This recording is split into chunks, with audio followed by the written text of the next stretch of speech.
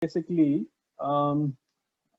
financing for renovation, and we're looking at three specific categories, right? One is um, how can new home buyers look at financing renovations when they're buying a new one, obviously, along with the purchase of the house itself.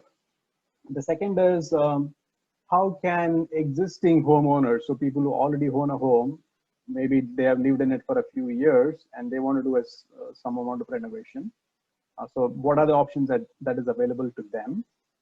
Also, if it is pretty relevant, if you are looking to sort of upgrade from your existing home and buy a new one, just because maybe you're run out of room, or the functionality of the existing home is not up to the level that you are expecting. So instead of buying a new property, maybe this is something that you could consider, depending on what the delta is. The last is we'll also look at what options are available if you are an active real estate investor. I mean, as an active, you're pretty much trading in real estate properties. You're not really much holding them for long-term gains. So what options could be there if you want to just flip properties? Okay. So this is pretty much what we're going to cover. I suspect that we'll probably take about 40 minutes for the presentation itself. We'll take more if you have questions, but we have the whole hour if you want to stretch that. Okay. Now, a disclaimer, of course, is that this is obviously a very general information presentation. It's not, you should obviously get some advice, feedback from professionals. If you are wanting to proceed ahead and get any of these strategies implemented for yourself, because things could change depending on what your specific situation is. Okay. Just a quick introduction about myself. My name is Neil Joseph. I am a licensed mortgage agent with the Windrose Group, which is a team of the Mortgage Alliance. My mission, of course, is to increase the knowledge of my current and prospective customers about mortgage financing and help them make an educated decision. I am also a small-time real estate investor, mostly buy and holds, not into flips. I tend to practice, or I tend to preach what I practice. With that background, maybe let's get started. And again, if you have been sort of playing in the real estate market, you would know that most value is created by different means. Now, does anybody want to maybe voice out what they feel creates most value when you are investing in real estate? What are the factors that you typically look at? Anybody wants to venture out and say a few words?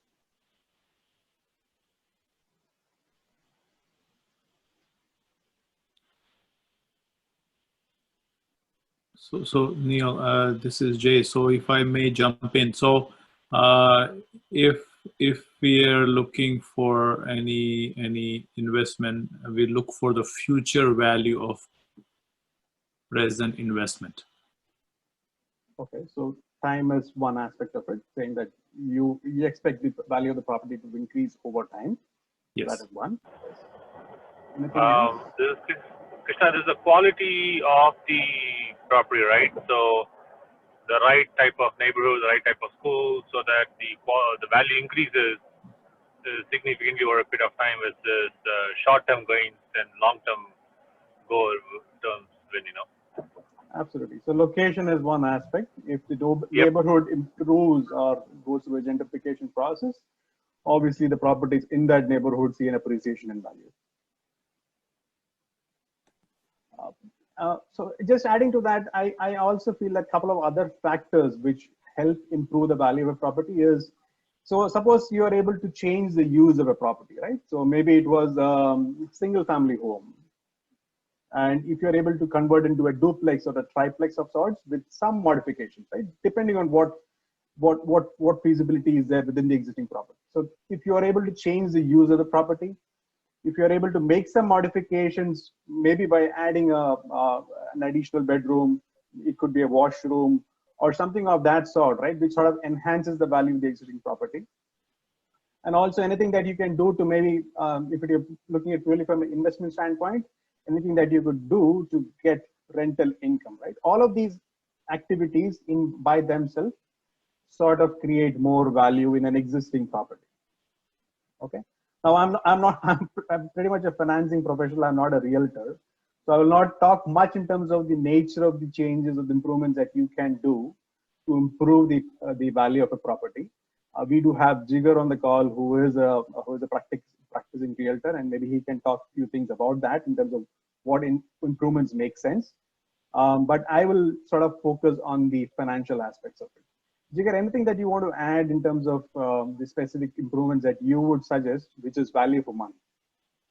Sure. So this is really a great topic, and it's a very broad. So if you look at like improvement in your home or even an investment property, so some of the areas where like kitchen, bathroom, they tend to give you the 100% or maybe a little bit over of 100% of your return on investment, right?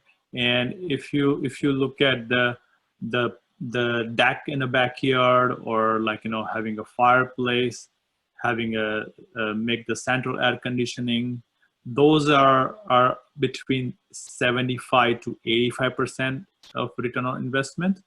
And if you look at a little bit of more like you're liking things, let's say you are landscaping, very like to keep the property very up to date, good looking from outside, you have a nice pool in the backyard, you have a wonderful fence, those are tend to around like 50 to 75% of return on investment. So this is very high level number. Very good. Another great area, which is a finished basement. If you add a basement, that tends to fetch 100% or over an investment on return value. Those are some of the examples we came across. Awesome. Thank you, Jigar. Any questions before we sort of focus or turn towards the financing solutions available? Okay. If not, so I'll just give a brief overview. These are some of the instruments which are available to you in terms of financing your renovations or improvements. It could be as simple as using a credit card. Obviously, you would use it only for very small reno projects, stuff that you can buy on a credit card from your home improvement stores. They generally have sort of regular promotions going on, typically during the season, wherein you can make a bulk purchase and do your payments over time, or installments, or even defer it. I also have access to a credit card through Mortgage Alliance, which offers some sort of a cashback when you specifically use it for renovation projects. So again, a very simple option, which is always there. Everybody has it, and it's something that you could do to do small projects. Going on, you could have something like a line of credit, which is obviously available from all the banks that you use. This is something again that you could use for short-term projects, which you could pay off in a short period of time. If you progress a bit more, you could also get a personal loan, which is nothing but a fixed payment schedule. So you could probably start with a line of credit and then convert it into a personal loan, which sort of brings in a certain rigor or regularity in terms of how you're making payments. Otherwise, if you keep your line of credit open, the payments are very small, right? Because you essentially need to make only interest-only payments, but that can add up to a lot over time. So once you're done with the project, maybe you could even look at converting it into a personal loan so that it is a fixed payment schedule. If you're looking at, again, much more big ticket items, it could be something like drawing on home equity line of credit. So that is the money that you can take from a lender in a second position, get some equity out, and you could have a home equity line of credit. These generally tend to have an interest rate higher than what you would find on your first mortgages.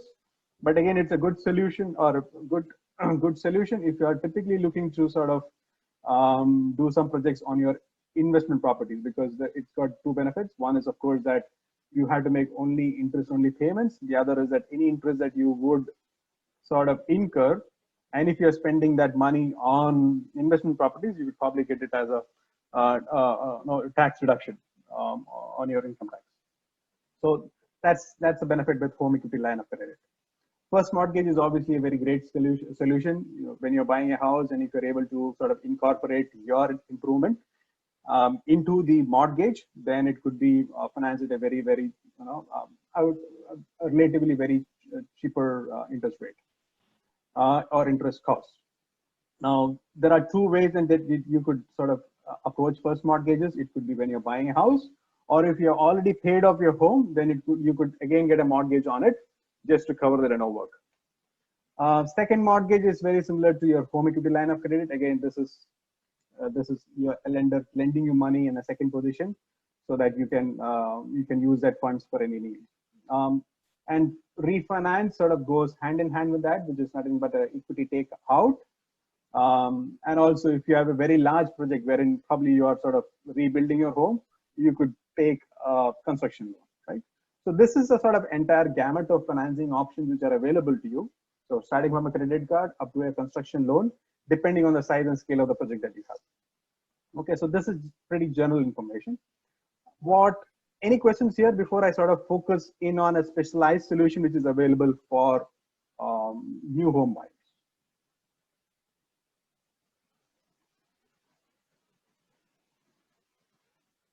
Any questions? Okay. If not, I will go on to the next, the first category, which is buying a new home. Now, buying a new home is always pretty much a stressful exercise, especially if you're trying to buy a home in the GTA. Even during the current crisis, you might have heard stories about bidding wars and prices getting escalated to unbelievable levels. So in such a situation, it's very difficult to maybe to find a home in a limited budget that most people have. So one strategy that prospective home buyers could look at is to maybe look at properties maybe which are a bit dated, hoping that the competition for such properties is lesser. Obviously, they are dated and may need some upgrade or the renovation work. But the hope here is that that going for such properties might decrease the competition that you that you might have for properties which are up to date and look beautiful, as Jigar mentioned, with a beautiful backyard, with a up to date kitchen, washrooms, and whatnot, right? So the better the property looks, there is more people chasing for it, and the prices can run up very easily. So if there are options available, maybe you could look at, if somebody is in the market to buy a new home, they could look at properties which are a bit out of date. Now, obviously, the question that comes to your mind is, okay, I'm trying to buy a house and you're asking me to buy a property which is out of date. How the hell am I going to sort of do the renovation work when I'm going to stretch my budget just to buy the house, right? That's a very obvious question that you would have. And you probably, as I said, you don't have the savings to do that kind of work, right? So there is an option which is available from a mortgage broker channel or even other banks as well. But unfortunately, it is not talked about much. And I feel it is because it's sort of a tedious product to work with. It is called purchase plus improvement product. It requires the homeowners to do some homework in terms of the renovations which they plan to do. And also there is some homework that the mortgage brokers also have to do to make sure that the product works for the borrowers. So I guess that is the reason why purchase plus improvement projects or mortgage products are not very, very common. But I feel that this could increasingly be a solution for home buyers who are probably in limited for the budget that they have, and they're finding it to get properties that they would otherwise want to buy. Okay. The benefit with this product, and I will showcase to you that in the subsequent slide, is the way the numbers work, right? So let's maybe take an example and run you through as to how this product works for you. Let's assume that the purchase price of a property is 500,000. I know it's a very low number, but for the sake of the example, let's assume so. Purchase price of 500,000. Let's assume that the cost of doing that renovation or improvement is 40,000, right? So all in all, if for you to buy that property and to do the renovation, it would have cost 540,000. Obviously, you're getting a mortgage on it. So, and if you're a new home buyer, you could buy a property with as less as 5%, right? So in this example, your down payment would become 5% of the purchase price plus the 5% of the improvement cost, right? So 29,000 gets you that house. There will be mortgages available on it. The way it works is that the lender would keep the 90% of the cost in this example because if the price is over 500,000, the lender will give you 90% of the cost of improvement, 36,000 would be held in a trust account, and it would be released at the completion of the renovation work. So obviously, the home buyer has to fund that reno through some other means for the duration of the work. But as soon as the work is done and inspected, the lender would release the amount back to the borrower or the home owner, and they can settle with the contractor, or if they have taken any other debt as like a bridge financing for the purpose of the reno, then you could close that as well. So basically, what you're doing is that you are improving the value of the house, and you're getting the mortgage on the improved value of the house without having to shell out money out of the pocket. Is that a bit clear as to how this product works? This is a Jigar question. Mm-hmm.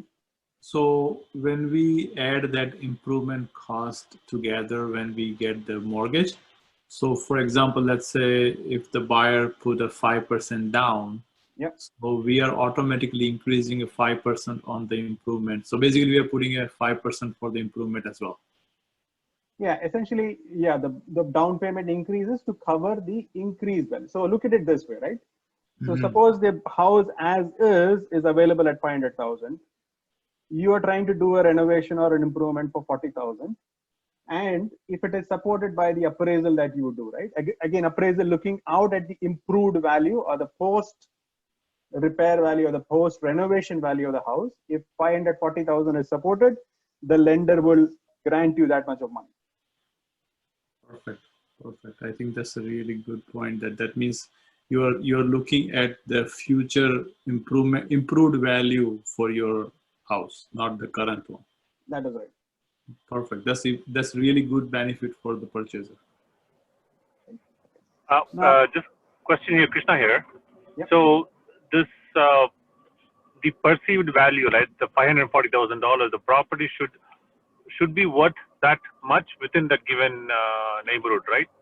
Like, there be any chances this can go into the negative side of things where the value you spend $40,000 on that renovation, but still after that value comes down, would that be halfway through the renovation, things are not working out?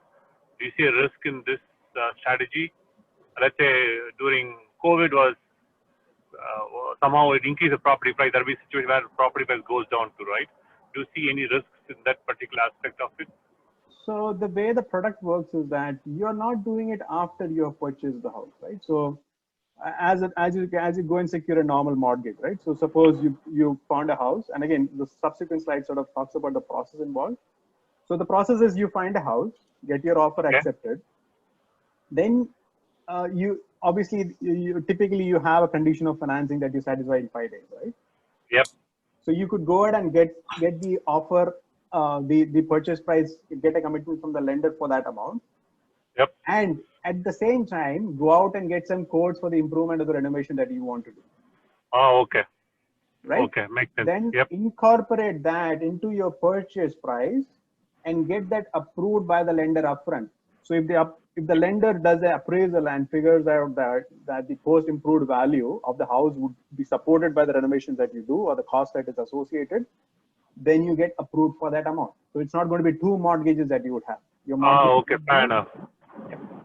Makes sense. So that's a lot of work. That's why nobody even talks about this, I believe. Okay, I didn't know this till this, but it's a lot of work. But thanks for it. I really appreciate it. Thanks. So I would. Yeah, I know it's too many things to pack into the 5 days of condition of financing that you have. But if you're working with a mortgage broker, you can always get a second commitment. Right? So that is how I will approach it. In the first 5 days, I get the basic price approved by a lender, and then I work to get this quotes in and look at the improved value. Okay.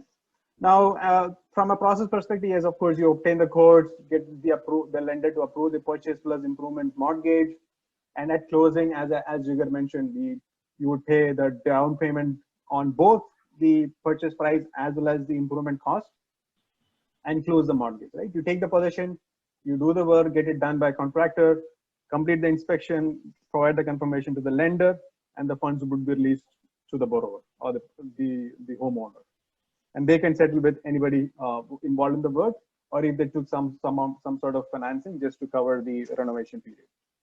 Now, there are some limitations which come with this product. Typically, what lenders look at is they would not lend more than 10% of the price of the property, or 40,000 is the limit that generally most lenders impose. And they also impose a limit in terms of how much time is available to the homeowner to do this renovation work. Typically, it is 60 to 90 days, but there is a lender who some sort of provides some leeway into the cost of the mortgage, the improvement, as well as the time which is available to complete the work. Right. So there are exceptions available, and if you are in such a situation, then we could look at organizing that as well. So this is pretty much what I wanted to cover from a new home buyer standpoint. Any questions?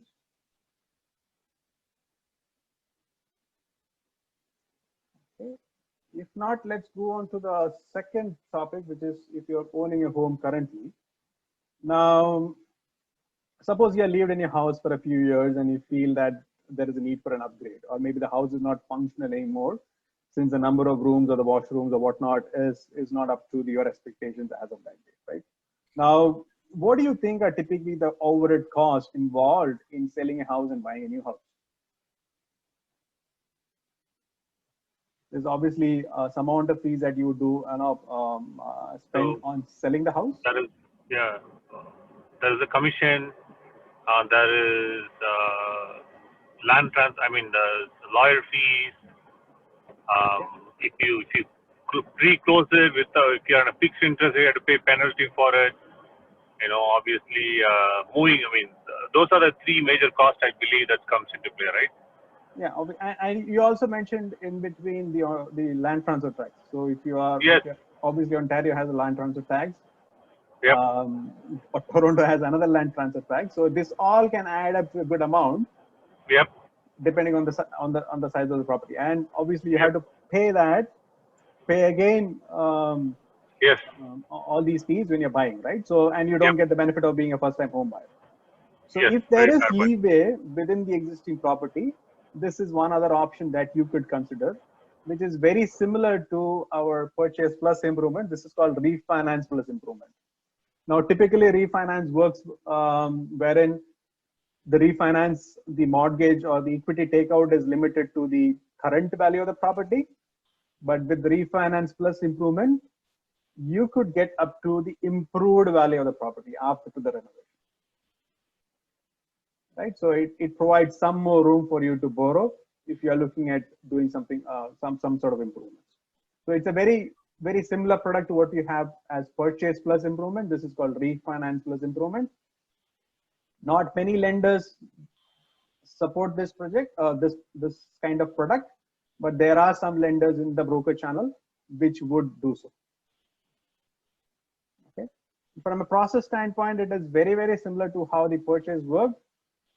And the numbers are similar. The only difference is that instead of the 90% coverage or 95% coverage with a new home, you would limit it to be the 80% coverage for your improvement budget. So if you have like a cost improvement is again similar to 40,000, then you would probably get 32,000 once, or you would have to put 20% down.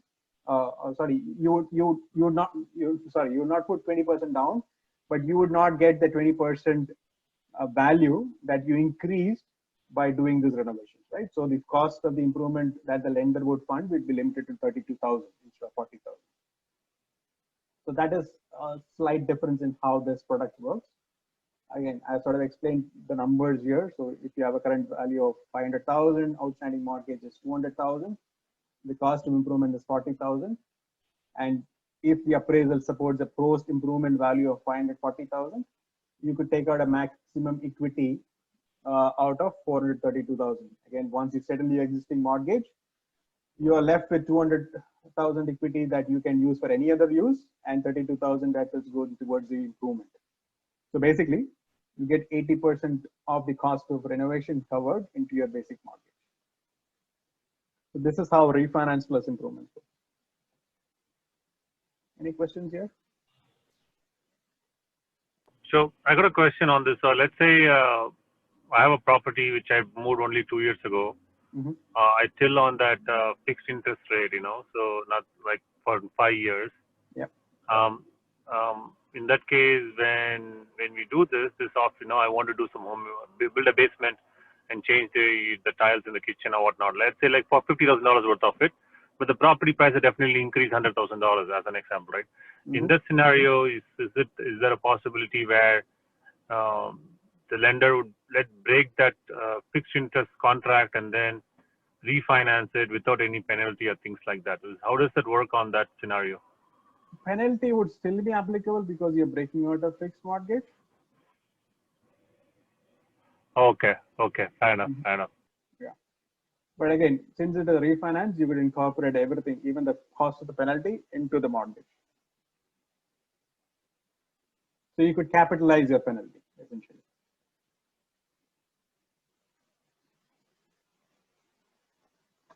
Okay. So this is sort of what is available out of the norm with respect to existing homes, right? Process is very similar. You get the codes for renovation, secure the approval on the refinance plus improvement project of mortgage. Then if there is a penalty, you pay the penalty and break it. At closing, the improvement cost is held in a trust fund with the lawyer. You do the work, get the inspection completed, provide a confirmation of the work to the lender, and the funds would be released to the homeowner. Okay. Again, this is on the improved value of the home. You always have access to the equity that you grow or build in your property, even without doing this renovation work. So that much that is available to you right away. The increased value, the 80% of the increased value is what is held in the trust account and released only after the work is done. Okay. Now let's maybe jump into the third topic for tonight, which is, okay, what if you are trading in real estate, right? And I use the term trading and not investing because trading is different from investing. The primary objective with trading is obviously to generate some sort of an active income, a short-term capital gain by constantly buying and selling properties, right? So that is sort of the income objective is what is there in the trading of the real estate. What you're doing essentially is buying properties at lower cost, trying to do some work and sell them at a higher price, right? So trading is more like a business that you would do, and the more faster that you are able to do that activity, the more is your income, and so by your profit, and so your profit, right? So again, both is looked at differently even from a tax perspective, and that is why I'm using the term trading. The other aspect, of course, is the holding period is very less. Essentially, you are maybe buying a property, you are doing your renovations maybe in 6 months to 8 months, and then selling it off, right? So you're not trying to hold on to that property for long if you're doing a pure flip. Obviously, you could do other things like you would improve the value and then hold it for the future. So again, I would term that as an investing approach. Okay, so let me maybe then sort of give you an idea as to what sort of is the recipe for the success if you're doing as trading in real estate, right? Obviously, what you need to make sure is that you're investing as little capital because you're sort of preserving your capital so that it is available to more with it. So you would invest as little as capital as possible in any property that you would sort of buy through in such a mode. You are also working with trades, and so you want to make sure that you have a great team with great skills, great work ethic, and and you always want to retain the good people, right? So you want to make sure that there is a constant flow of properties that they can work on so that they remain with you and you get the best output with these resources. So that is the second aspect of it. The third is obviously the price that you buy and sell. You obviously have to buy low and sell high. That is how you make money. The fourth is the strategy, the improvements that you identify to make sure that the increase in the value is corresponding to the cost that you sort of put into the improvement, right? So that is something that you have to figure out as to what makes sense and what doesn't. Again, this being a very short sort of activity, you have to be very much in control in terms of how your execution is progressing. Is the work tracking to the schedule? Is the cost to the schedule? You're not burning out too much of money in terms of holding costs. So all of that is tightly managed. And of course, for you to be successful and to make money doing this, whatever process that you implement has to be repeatable, right? So this, I think, are some of the key success criteria if you're a flipper, if you're trading in real estate. And again, I'm not hosting a masterclass in how to flip properties. So I will just focus on two aspects of this exercise. One is, how can you be, what are the options which are available to you if you want to be most efficient from a capital utilization standpoint? And then how can you make this process repeatable, right? And what enables you and what maybe hinders you from a financing standpoint. Okay, so that is the basis of the last slide, the next slide I'm going to sort of present to you. And it sort of shows you a difference in terms of how lenders typically look at trading in real estate, and what is it that they offer and what is it that they are unable to offer, right? So what I have on the screen is two sets of lenders. On the left-hand side, you have an institutional lender. Now, institutional lenders could be prime lenders, it could be alternate lenders, non-prime lenders, up to your sort of the mortgage insurance corporations or things of that nature. And on the right side, you have individual lenders. So this is pure play private lending, where some other individual is lending the trader or the flipper the money to do whatever he wants to do, right? And let's see as to how each of these fare in terms of the various characteristics of the mortgage which is available to these lenders. And you can, from your perspective, if you're doing such an activity, figure out which works best for you, right? Both options are available to you. Some may not be so flexible, some is more flexible, but we'll go through those. So let's look at the first aspect, which is rate, right? And this is what sort of differentiates most between institutional lenders and the private lenders. So institutional lenders, obviously, starting with your bank, would have the best rates, and it would obviously go up higher and higher as you approach alternate lenders or mix and institutional lenders of other kinds. If you look at the private lending space, then you could have an interest rate as low as 6%, which is come down since the onset of COVID. 6% is roughly where your first mortgage could be available, and it can go up high and high, up to 18% maybe for a promissory note, right? So it's not just mortgage which is available, it's a promissory note also which is available, which is an unsecured lending practice, right? So hard money loan. So 18%, right, could be there. So that is the spread when it comes to the rate. Institutional lenders obviously have a cap on the number of mortgages that any borrower can have with them. The number is usually 4 to 5 with most lenders. So if you are capped with a lender, you would not be able to get a mortgage with them. And so if you are doing a sort of a flip wherein you're maybe churning out 6 properties in a year or 4 properties in a year, you're probably going to get capped with a lender within the year, right? And you would have to switch lenders, and you would look for other lenders who would be able to give you that mortgage. And again, institutional lenders do not like somebody who is flipping properties. They want somebody who is going to keep that property for long.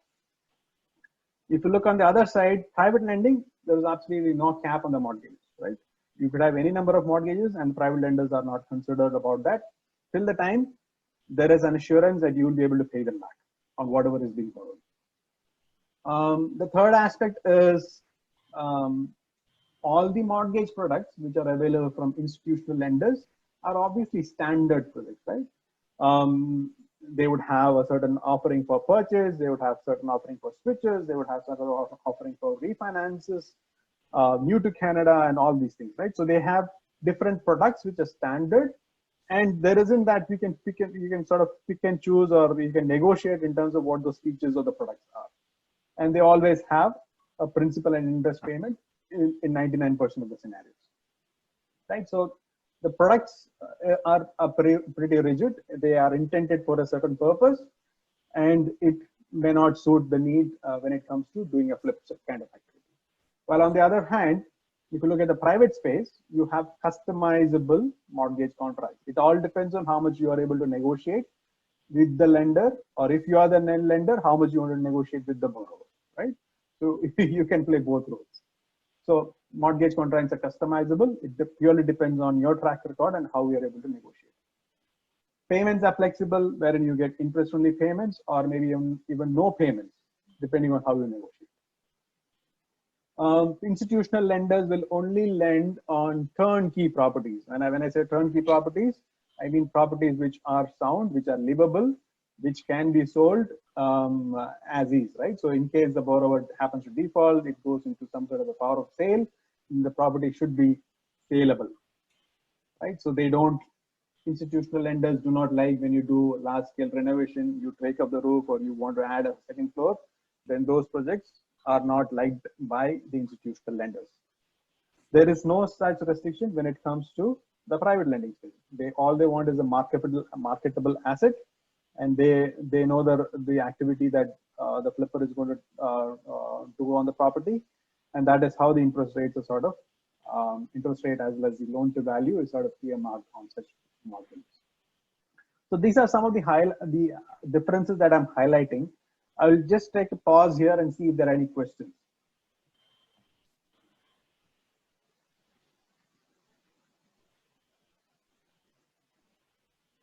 Okay, if not, just a few more other points that we have. One is if you talk to an institutional lender for a mortgage, obviously they would need 20% of your capital in the property if it is an investment property, if not more. And while 100% financing is possible on the private side, on the institutional side, you are limited by the gross debt service ratios and the total debt service ratios. There is no such calculation or limits on the private side. Most importantly, and I think this is what makes a difference when it comes to how much you can borrow on the private side and how much you cannot, right? On the institutional side. So if you're aware, all the mortgages that you have are reported on the credit report, and that is how different lenders keep track of how much of a debt you're already in, right? So if you're going to a institutional lender trying to get a mortgage, then the first thing that they would check is what is your credit report and what all debt you already have. And once, if you don't have more room to borrow, like if you're 39 GDS or 44 GDS, then you're declined a mortgage. Now, if you look at the private space, the private mortgages are not reported on a credit report. So nobody knows how many mortgages you have. And that gives the flexibility for the borrower to borrow, right? Beyond what their normal GDS, TDS limits are. Again, both the products are suitable. The institutional products are obviously well suited for long-term goals. The interest rates are very, very competitive, and you are able to keep them and service the mortgage on the property and pay it down over the years. Private space, you would use only for very short-term goals. You would do a renovation and you would do a refinance on the property and settle the mortgage with a private lender. But the flexibility that they offer in terms of the marketable, the renovation, the extent of the renovation that is allowed on such properties, the extent of financing which is allowed on those properties, no tracking to GDS and TDS limits, not checking the credit report. Those are all the positives which work for you to do a short-term kind of activity. So this is what I wanted to highlight from a presentation standpoint. And as I said,